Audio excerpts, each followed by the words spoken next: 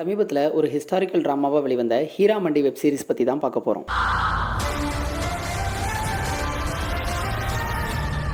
1920களில் லாகூரில் ஹீரா மண்டி அப்படிங்கிற ஒரு இடம் இருக்குது. இந்த ஹீரா மண்டி லாகூர்லேயே பிரசித்தி பெற்ற ஒரு இடமாகவும் அதே நேரத்தில் ஒரு ரெட் லைட் ஏரியா மாதிரி இயங்கக்கூடிய ஒரு இடமாகவும் இருந்து வந்துட்டு இருக்கு. இந்த ஹீரா மண்டியில் தவைவ்ஸ் அப்படின்னு அழைக்கப்படுற ஒரு பெண்கள் கம்யூனிட்டி இருந்து வந்துட்டு இருக்காங்க. இந்த பெண்கள் எல்லாம் பார்த்தீங்க அப்படின்னா நடனத்திலையும் பாடல்கள்லையும் கவிதைகள்லையும் சிறந்து விளங்கக்கூடியவங்களா இருந்து வந்துட்டு இருக்காங்க. இப்படி இருக்கக்கூடிய இந்த தவைவ் கம்யூனிட்டி பெண்கள் எல்லாம் காலப்போக்கில் பிரிட்டிஷோடைய ஆதிக்கத்துக்கு பிறகு விலை மாதர்களாக மாற்றப்படுறாங்க. என்னதான் இவங்க பாலியல் தொழிலில் ஈடுபட்டாலுமே இவங்க தங்களுடைய பாரம்பரியமான நடன தொழிலையும் கைவிடாமலே இருக்கிறாங்க. இப்படி இருக்கக்கூடிய இந்த தவைஃப் பெண்களுடைய வாழ்க்கையை விவரிக்கிறது தான் இந்த ஹீரா மண்டி வெப் சீரிஸ். இந்த சீரிஸோட முதல் சிறப்பு என்னன்னா இந்த சீரிஸோட களம் தான். நாம பார்க்காத நமக்கு பெரிதும் பரிச்சயம் இல்லாத ஒரு உலகத்தை நம்ம கண் முன்னால காட்சிப்படுத்தி இருக்கிறாங்க. உண்மையிலேயே லாகூர்ல ஹீரா மண்டி அப்படிங்கிற இடமும் அங்க இந்த மாதிரியான பெண்கள்லாம் வாழ்ந்தாங்க அப்படிங்கிறது இந்த சீரிஸ் பார்த்த பிறகுதான் எனக்கு தெரிய வந்தது. அந்த வகையில ஒரு புது உலகத்தையும் புதுவிதமான மனிதர்களையும் அறிமுகப்படுத்தின வகையில இது ஒரு முக்கியமான சீரிஸ் தான். கதை அப்படின்னு எடுத்துக்கிட்டோம்னா மல்லிகா ஜான் அப்படிங்கிற ஒரு பெண் ஹீரா மண்டியில அங்க இருக்கக்கூடிய தவைஃப் பெண்களுக்கெல்லாம் சீஃபா இருக்கிறாங்க.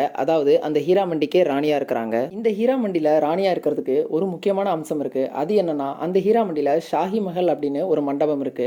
அந்த மண்டபத்துடைய சாவியும் அதோடைய பொறுப்பும் யார்கிட்ட இருக்கோ அவங்க தான் அந்த ஹீரா மண்டி ஆட்சி செய்ய முடியும். மல்லிகா ஜான் கடந்த காலத்துல செஞ்ச ஒரு நிகழ்வுக்காகவும் அவங்க கிட்ட இருந்து ஆட்சி அதிகாரத்தை பிடுங்கிறதுக்காகவும் ஃபரிதன் அப்படிங்கிற மற்றொரு பெண் இவங்களுக்கு பிரதான சவாலா உள்ள வராங்க. இந்த ரெண்டு பேருக்கு இடையிலான பனிப்போர் அதோட சேர்த்து பிரிட்டிஷுக்கு எதிரான சுதந்திர போராட்டம் இதெல்லாம் தான் இந்த ஹீரா மண்டி வெப் சீரிஸோட மொத்த கதை. இந்த சீரிஸோட அடுத்த சிறப்பா எனக்கு தோன்றுனது இந்த சீரிஸ்ல வரக்கூடிய கதாபாத்திரங்கள் தான். ஹீரா மண்டியோடைய ராணியா எப்போதுமே இருமாப்போடவும் செருக்கோடையும் இருக்கக்கூடிய அதிகாரத்தில் இருக்கக்கூடிய பிரிட்டிஷ் ஆபீசர்ஸை கூட மதிக்காத மல்லிகா ஜான் கதாபாத்திரமாகட்டும், அவங்களை பிரின்சிபலா எதிர்க்கக்கூடிய அவங்களை எதிர்த்து சில சூழ்ச்சிகளை புரியக்கூடிய ஃபரிதன் கதாபாத்திரமாகட்டும், அடுத்ததா மல்லிகா ஜானுடைய தங்கையா வர்ற வஹீதா கதாபாத்திரமாகட்டும், இப்படி இந்த மூன்று கதாபாத்திரங்களுமே யார் நல்லவர்கள் யார் கெட்டவர்கள்னு பிரித்தறிய முடியாத வகையில தான் இவங்களுடைய கதாபாத்திரங்களை வடிவமைச்சிருக்காங்க. ஆரம்பத்துல தங்களுடைய தனித்த நோக்கங்களுக்காக மற்றவர்களை பகடையா பயன்படுத்தியும் சூழ்ச்சிகள் செஞ்சும் வரக்கூடிய கதாபாத்திரங்கள் எல்லாம் கடைசி 2 எபிசோட்ல ஒரு டிரான்ஸ்ஃபர்மேஷனுக்கு உள்ளாகிறாங்க. அந்த டிரான்ஸ்ஃபர்மேஷன் கதையோடைய போக்குல இயல்பாகவும் அதே நேரத்துல நம் மனதை நெகிழ வைக்கிற விதமாகவும் தான் இருந்தது. அதித்தி ராவ் பிளே பண்ணியிருக்கிற பிபோஜான் கதாபாத்திரமாகட்டும், அதுக்கடுத்து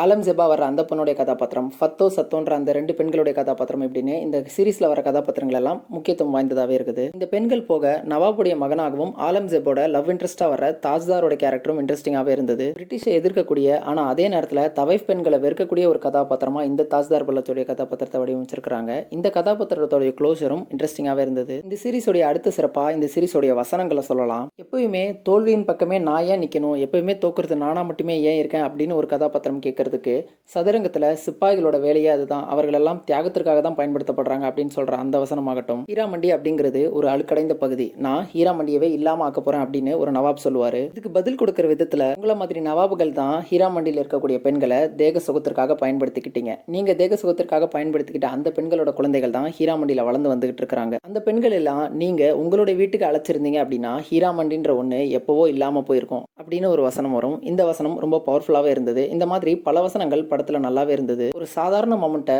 ஒரு பெட்டரான மொமெண்டா இன்னும் கூட ரசிக்கக்கூடிய ஒரு மொமெண்டா இந்த படத்துடைய வசனங்கள் அதை மாத்திருக்கு அப்படின்னு சொல்லலாம். மொத்தத்தில் இந்த சீரிஸ் ஒரு இன்ட்ரெஸ்டிங்கான அதே நேரத்தில் ஒரு புதுவித எக்ஸ்பீரியன்ஸை கொடுக்கக்கூடிய ஒரு சீரிஸ் தான். ஆனா விருப்பம் இருக்கவங்க மட்டும் இந்த சீரிஸை பாருங்க. இந்த சீரிஸோடைய முதல் 3 எபிசோடுகள் ஃபுல்லாவே அந்த கதாபாத்திரங்களை இன்ட்ரோடியூஸ் பண்றதும் ஒருவருக்குள்ள ஒருவர் என்ன மாதிரியான கான்ஃபிளிக்ட் இருக்கு அப்படிங்கறத எஸ்டாப்ளிஷ் பண்றதுலயுமே போயிருது. அதனால ஒரு போர்டமை நிச்சயமா நம்ம ஃபீல் பண்றோம், இல்லைன்னு சொல்ல முடியாது. இந்த போர்டமை பொறுத்துட்டு இந்த சீரிஸை பார்க்க முடியும் அப்படின்னு நினைக்கிறவங்களும், இந்த ஹீரா மண்டி பத்தி நான் தெரிஞ்சுக்கணும், எனக்கு அந்த வேர்ல்டு எப்படி இருக்கு அப்படின்னு நான் பார்க்கணும் அப்படின்னு நினைக்கிறவங்களும் இந்த சீரிஸை ட்ரை பண்ணி பாருங்க. மற்றவங்க இந்த சீரிஸை ஸ்கிப் பண்ணிடலாம். இது வரைக்கும் இந்த வீடியோவை தொடர்ந்து பார்த்த எல்லாருக்குமே நன்றி. வீடியோ பிடிச்சிருந்தா நம்ம சேனலுக்கு சப்ஸ்கிரைப் பண்ணிக்கோங்க. Thank you all.